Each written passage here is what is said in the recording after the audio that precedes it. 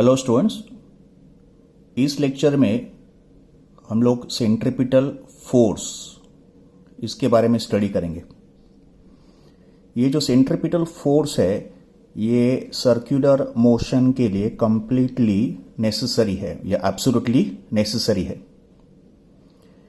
एक बॉडी यहां पे इस डायग्राम में यूनिफॉर्म सर्कुलर मोशन कर रहा है, से in the anti clockwise direction. As we know, in uniform circular motion, body possesses one acceleration. Direction of acceleration in UCM is along the radius and it is towards the center. ऐसे होगा, along the radius and towards the center. So at every point, direction of acceleration is along the radius and towards the center. Such acceleration हम लोगों ने देखा था, it is called centripetal acceleration और radial acceleration। Diagram मैंने इसको call किया है AC। तो आप देख सकते हो हर एक पॉइंट पे ये जो acceleration AC है वो कैसे है, along the radius and towards the center। Now, according to Newton's second law of motion, acceleration is not possible without force। इसका मतलब अगर बॉडी एक्सेलरेट हो रहा है तो उसके लिए एक फोर्स भी जरूरी है, बिकॉज बिना फोर्स के acceleration is not possible. And direction of force is same as direction of acceleration. तो इन यूनिफॉर्म सर्कुलर मोशन अगर एक्सेलरेशन टुवर्ड्स द सेंटर है तो बॉडी पे जो फोर्स एक्ट करेगा वो भी कैसे होगा, टुवर्ड्स द सेंटर।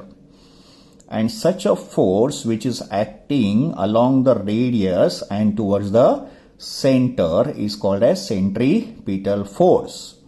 सेंट्रीपिटल इस वर्ड का मतलब है टुवर्ड्स द सेंटर। तो what is definition of centripetal force? A force required to make a body move along the circular path with uniform speed is called centripetal force. What is direction of centripetal force? Centripetal force is always acting along the radius of a circle and it is towards the center of circular path.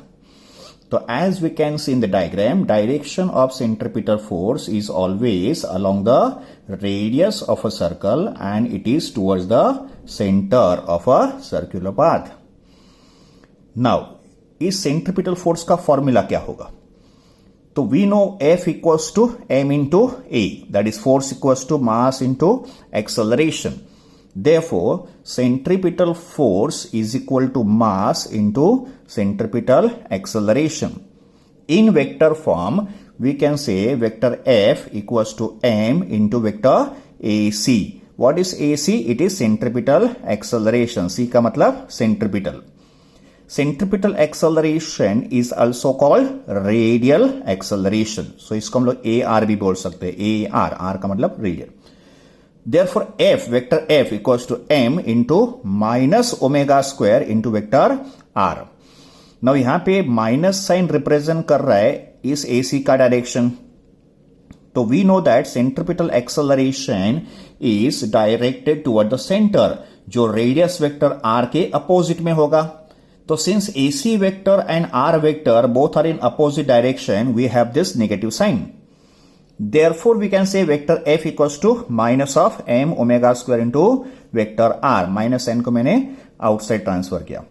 Again, negative sign implies F vector and R vector, they are always in opposite direction. Centripetal force and radius vector हमेशा opposite direction में होंगे. Magnitude of the centripetal force can be given by m omega square R या m v square upon r और it is m v omega, because centripetal acceleration का value होता है v square upon r या omega square into r या v into omega। Extremely important formula, इसको आपको एकदम से याद रखना है।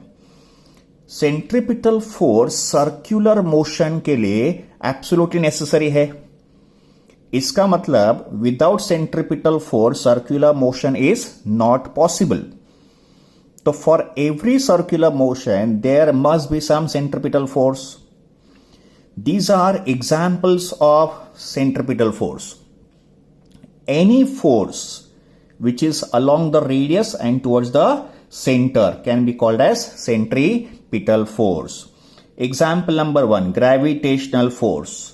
Gravitational force is the centripetal force for the circular motion of Earth around the sun. तो अगर हमने एज्यूम किया कि अर्थ सर्कुलर मोशन कर रहा है अराउंड द सन, तो sun is at the centre and earth is performing circular motion around the sun. तो अर्थ के सर्कुलर मोशन करने के लिए ग्रेविटेशनल फोर्स जो सन ने अर्थ को अप्लाई किया है, it will be towards the centre and it will act as centripetal force. Second example, tension force. Tension force is the force for the circular motion of stone tied to a string. तो अगर किसी stone को हमने string से tie किया और उस stone को हमने रिवॉल्व किया इन अ सर्कुलर पाथ, तो स्टोन ऐसे सर्कुलर पाथ परफॉर्म करेगा. तो उसके लिए जो सेंट्रिपिटल फोर्स का काम करेगा वो कौन सा फोर्स होगा? Tension force. Similarly electrostatic force can be an example of centripetal force for the circular motion of electron around the nucleus. And for circular motion of coin which is on a rotating disc, इस example में force of friction जो surface of coin और surface of disc के बीच में होगा वो centripetal force का काम करेगा. So this is explanation of centripetal force. Hello बच्चों, आज इस वीडियो में हम लोग स्टडी करने वाले हैं सेंट्रीफ्यूगल फोर्स. बच्चों, आपको मालूम होगा इसके प्रीवियस वीडियो में हम लोगों ने सेंट्रीपिटल फोर्स के बारे में स्टडी किया था. Centripetal force is a force acting on a body performing circular motion whose direction is along the radius and towards the center. But आज जो हम लोग फोर्स स्टडी करने वाले हैं उसका नाम है सेंट्रीफ्यूगल फोर्स. सेंट्रीफ्यूगल इस वर्ड का मतलब है अवे फ्रॉम द सेंटर. बच्चों, आपने इस फोर्स को बहुत बार एक्सपीरियंस भी किया है. चलो एक एग्जाम्पल के साथ हम लोग इस फोर्स को समझते हैं. मान लो ये एक सर्कुलर रोड है. ये एक रोड है, एक टर्न के फॉर्म में है और ये टर्न देखो कहां जा रहा है? Towards right. Now every turn या every circular road will have a centre because ये टर्न जो है वो किसी सर्कुलर पाथ का एक छोटा पार्ट है. तो इस सर्कुलर रोड का ये सेंटर ऑफ कर्वेचर है और ये उसका रेडियस ऑफ कर्वेचर आर है. आप एक व्हीकल में बैठे हो और ये व्हीकल इस रोड पे ऐसे मूव कर रहा है. इसका मतलब आप और ये व्हीकल सर्कुलर मोशन कर रहा है. तो अगर ये व्हीकल समझो राइट टर्न ले रहा है तो आप एक फोर्स एक्सपीरियंस करोगे टुवर्ड्स लेफ्ट. व्हीकल मूव कर रहा है राइट की तरफ और आप फोर्स एक्सपीरियंस कर रहे हो लेफ्ट की तरफ.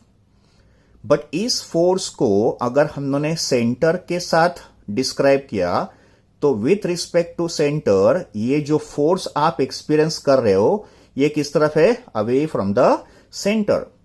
इसका मतलब अगर कोई बॉडी सर्कुलर मोशन परफॉर्म करेगा तो एक फोर्स एक्सपीरियंस करेगा जिसका डायरेक्शन होगा along the radius and away from the centre. Such a force is called as centrifugal force. तो what is centrifugal force? Centrifugal force can be defined as pseudo force acting on a body performing uniform circular motion which acts along the radius and away from the center of the circle. तो centrifugal force एक force है जो body experience करेगा जिसका direction होगा along the radius and away from the center. Magnitude of centripetal force is exactly same as magnitude of centripetal force. दोनों forces के values magnitude same होते हैं. तो centrifugal force can be given by formula mv² और m omega square into r और m v omega. इसमें m होगा मास of the vehicle या मास of the body performing circular motion, v होगा velocity of the body and r होगा radius of the circular path. Omega is angular velocity. तो we can express centrifugal force in different forms. In vector form, centripetal force is given by m omega square into vector r. Vector r represent radius vector, also called position vector. Direction of centrifugal force and direction of radius vector is same. दोनों कैसे होंगे? Away from the center. तो F vector and R vector के direction same है, इसके लिए centrifugal force जो है वो पॉजिटिव है। सेंट्रीफ्यूगल फोर्स ये एक सूडो फोर्स है। सूडो का मतलब होता है इमेजिनरी।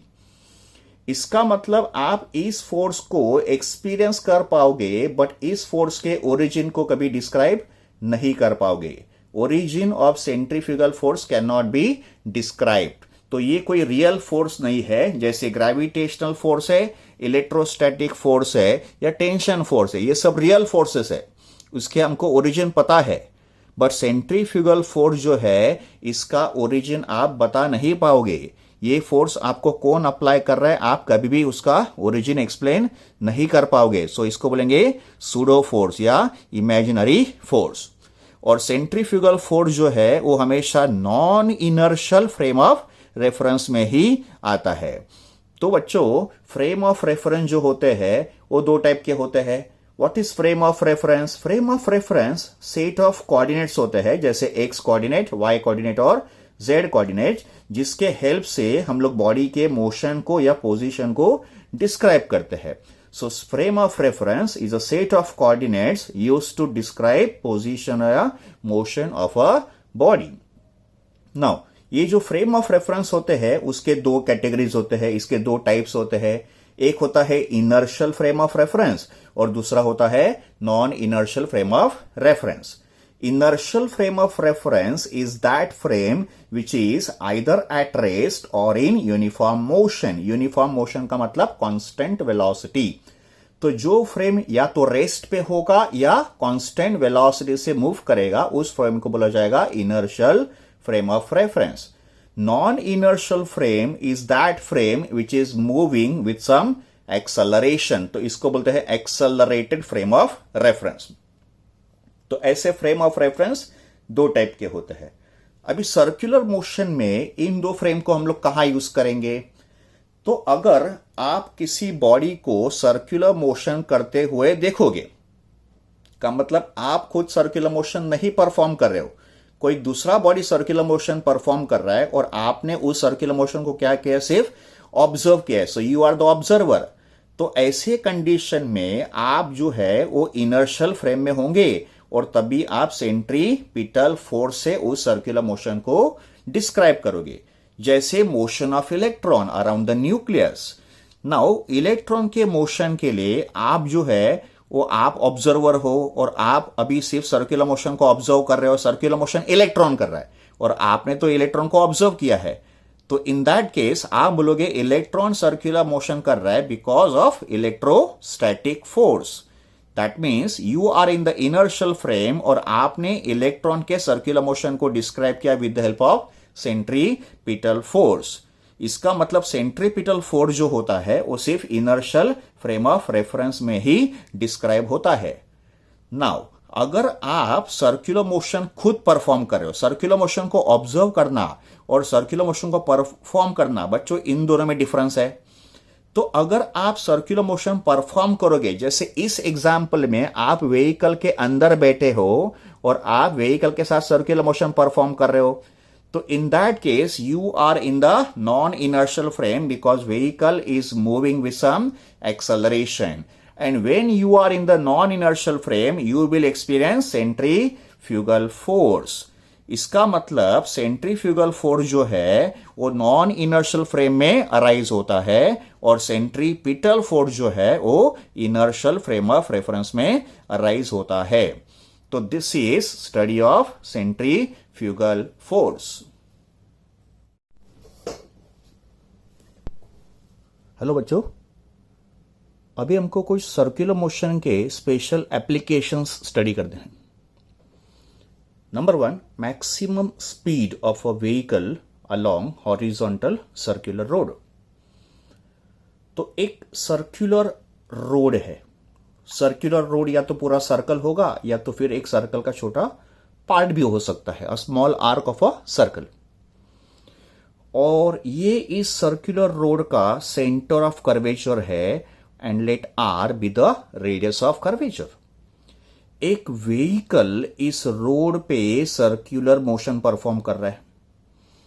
तो व्हीकल को सर्कुलर मोशन परफॉर्म करते वक्त कितना मैक्सिमम स्पीड परमिसिबल है, how much is the maximum speed with which vehicle can perform circular motion या vehicle can take a turn on a road, on a curved road, उस formula को हमको derive करना है।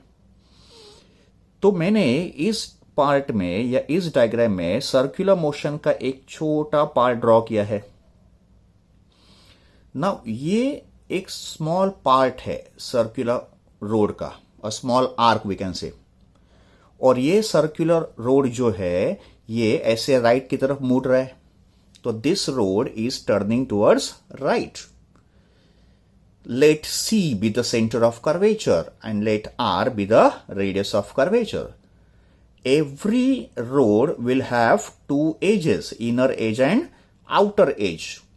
Inner edge is that edge which is near the centre and outer edge of the road is the outer edge of the road surface. ये road के बाहर की तरफ होगा।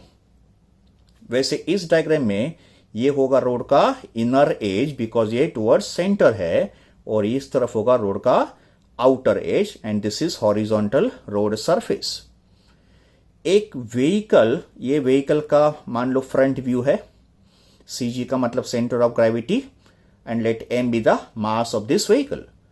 नाउ जब भी कोई व्हीकल रोड पे मूव कर रहा है तो 3 forces will act on the vehicle. पहले हम लोग फोर्सेस को एनालाइज करते हैं कि व्हीकल जब भी रोड पे मूव करता है, व्हीकल कोई भी हो, 2 व्हीलर, 3 व्हीलर, 4 व्हीलर, किसी भी टाइप का व्हीकल हो, तो ये जो थियरी है ये सब टाइप के व्हीकल के लिए एप्लीकेबल है। तो forces acting on a vehicle, चलो हम लोग एग्जाम्पल लेते हैं कार का, बट कार के अलावा कोई भी व्हीकल वो हो सकता है, 2 व्हीलर, 3 व्हीलर या 4 व्हीलर।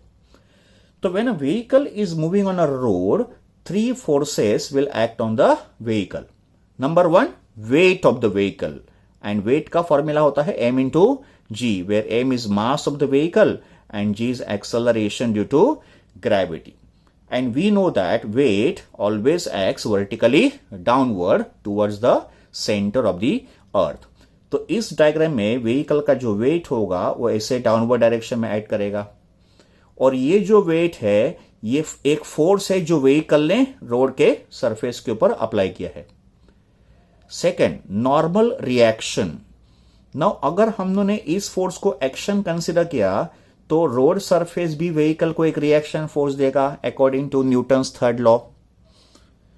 तो रोड सरफेस ने व्हीकल को जो फोर्स अप्लाई किया है यह है नॉर्मल रिएक्शन। नॉर्मल का मतलब perpendicular, because this reaction force is perpendicular to the road surface. तो normal reaction will act vertically upward. इस व्हीकल का वर्टिकल डायरेक्शन में कोई मोशन नहीं हो रहा है, vehicle is moving on horizontal road. Now since vehicle does not have any vertical motion, इसका मतलब these 2 forces must balance each other and इन दोनों का रिजल्टेंट फोर्स होना चाहिए 0 because they are equal and opposite. Third force is the force of static friction. ये जो frictional force होगा ये व्हीकल के टायर और रोड के सरफेस के बीच में होगा, and while taking a turn frictional force will be towards the center of curvature. So direction of static friction is towards the center of curvature. And this force which is pointing toward the center will act as a necessary centripetal force. अभी हमको मालूम है कि static friction force is given by the formula mu s into n. यहां पे mu S होता है coefficient of static friction, S का मतलब स्टैटिक, तो mu S is coefficient of static friction and n is the amount of normal reaction. But as we can see for a horizontal road, normal reaction जो है वो mg को balance कर रहा है, इसका मतलब n इक्वल्स टू mg, तो मैंने n को लिखा m इंटू g, तो force of static friction is mu S into n या mu S mg. What is mu s? It is coefficient of static friction. Now इस car को अगर safely circular road पे move करना है तो ये जो स्टैटिक फ्रिक्शन फोर्स है ये व्हीकल को सेंट्रीपिटल फोर्स प्रोवाइड करना चाहिए, बिकॉज अगर कोई बॉडी सर्कुलर मोशन कर रहा है तो उस बॉडी पे एक सेंट्रीपिटल फोर्स एक्ट होना चाहिए. तो इस व्हीकल के सर्कुलर मोशन करने के लिए स्टैटिक फ्रिक्शन फोर्स जो है ये सेंट्रीपिटल फोर्स से आइदर ग्रेटर होना चाहिए या मिनिमम से मिनिमम इक्वल होना चाहिए. तो this is condition for the safe turning of the vehicle on a curve road. F must be greater than और equal to centripetal force. Now substituting F का value कितना है? Mu s m g, and we know that centripetal force is given by the formula m v square upon r, where m is mass of the vehicle, v is velocity of the vehicle and r is radius of curve road. Simplify. अभी ये m जो है हमने cancel कर दिया, फिर r को हमने इस तरफ ट्रांसफर कर दिया, तो we get mu S R G greater than equal to V square. अगर हमने साइड चेंज कर दिए तो V square less than equal to mu S R G. This is changing the sides, तो ये इक्वेशन का साइन भी change होगा. Therefore, taking the square root, we can say v equals to v less than equal to root of mu s r g. इसका मतलब अगर vehicle को circular road पे मूव करना है तो व्हीकल का जो स्पीड है mu S root of mu S R G से या तो लेस होना चाहिए या तो फिर उसके इक्वल होना चाहिए, लेस देन इक्वल.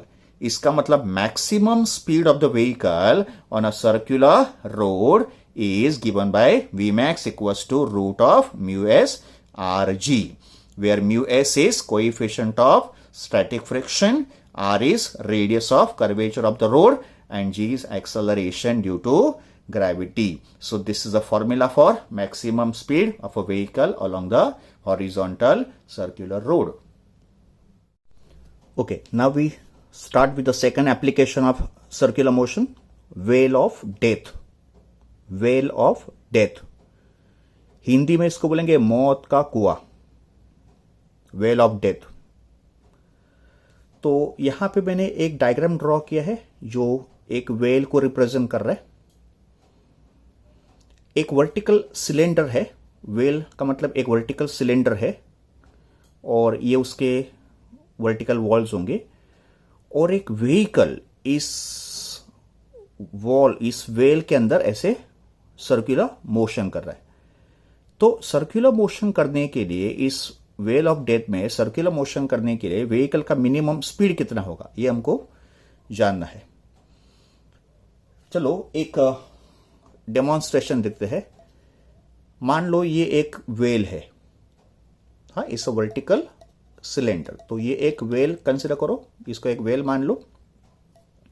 तो ये उसका इनर वॉल होगा, और ये कार है जो इस सिलेंडर के अंदर या इस वेल के अंदर ऐसे सर्कुलर मोशन कर रहा है. तो सर्कुलर मोशन करते वक्त इस कार को एक मिनिमम स्पीड मेंटेन करना पड़ेगा. अगर स्पीड एक सर्टन वैल्यू से कम हुआ तो ये कार ऐसे गिर जाएगा. तो what is the minimum speed of a vehicle when it is moving in a well of death? ऐसे वो सर्कुलर मोशन कर रहा है. ठीक है, तो यहां पे हम लोग कार के फोर्सेस को एनालाइज करेंगे.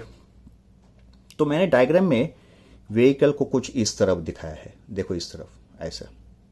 ठीक है, तो ये कार है, तो ये उसके टायर्स होंगे जो मैंने इस डायग्राम में ड्रॉ किए हैं. ठीक है, चलो तो पहले एनालाइज करेंगे different forces acting on the vehicle. Number 1, vehicle का वेट mg, और mg कैसे एक्ट करता है? Vertically downward. सेकेंड फोर्स होगा नॉर्मल रिएक्शन, का मतलब ये जो सरफेस है, ये सरफेस इस व्हीकल को एक रिएक्शन फोर्स अप्लाई करेगा। तो this is force exerted by the surface of the whale on a vehicle, this is normal reaction.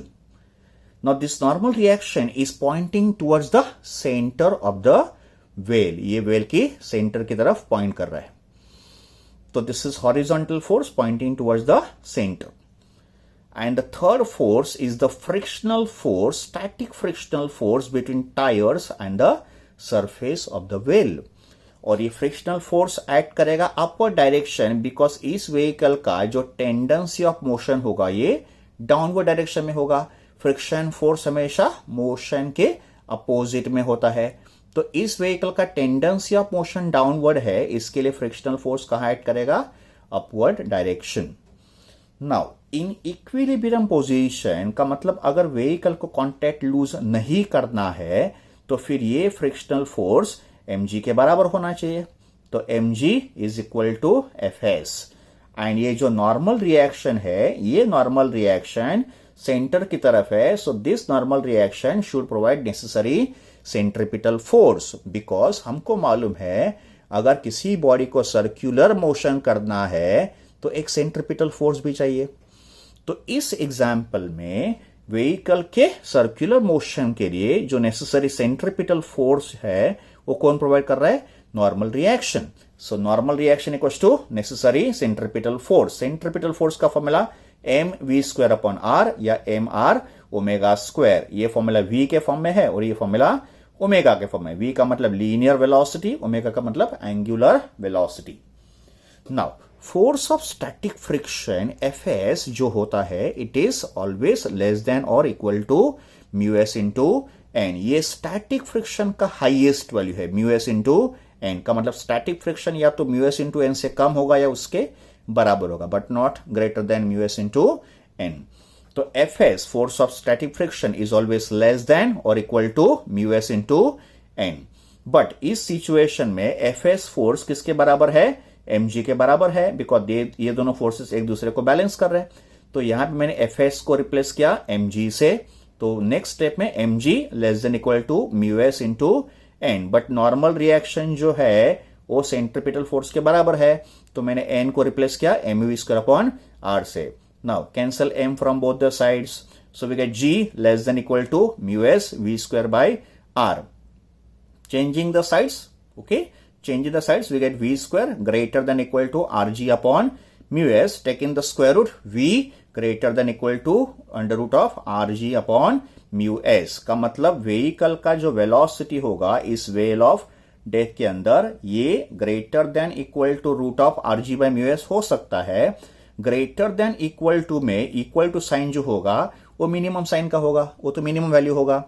तो minimum speed required in a whale of death का मतलब अगर व्हीकल को व्हेल ऑफ डेथ में move करना है without losing contact with the surface, बिना नीचे गिरे बिना, तो उसका मिनिमम स्पीड कितना होगा? Root of rg upon μs, where r is radius of this wheel and μs होगा coefficient of friction between tyres and the road surface. तो this is minimum speed without losing contact का मतलब इस speed के ज्यादा अगर speed होगा तो व्हीकल जो है इस व्हेल ऑफ डेथ में ऐसे मूव कर पाएगा। Now this is linear speed. अगर हमको मिनिमम एंगुलर स्पीड फाइंड करना है, अगर हमको ओमेगा फाइंड करना है, omega is minimum angular speed, तो we know that v equals to r into omega. तो v minimum equals to r into omega minimum. So omega minimum कितना होगा? v मिनिमम अपॉन r को मैंने यहां पे डिवाइड कर दिया और फिर v मिनिमम को मैंने यहां पे सब्स्टिट्यूट किया। Simplifying we get omega minimum as root of g upon μs into r। तो अगर ये मिनिमम लीनियर स्पीड है तो ये मिनिमम एंगुलर स्पीड हो गया।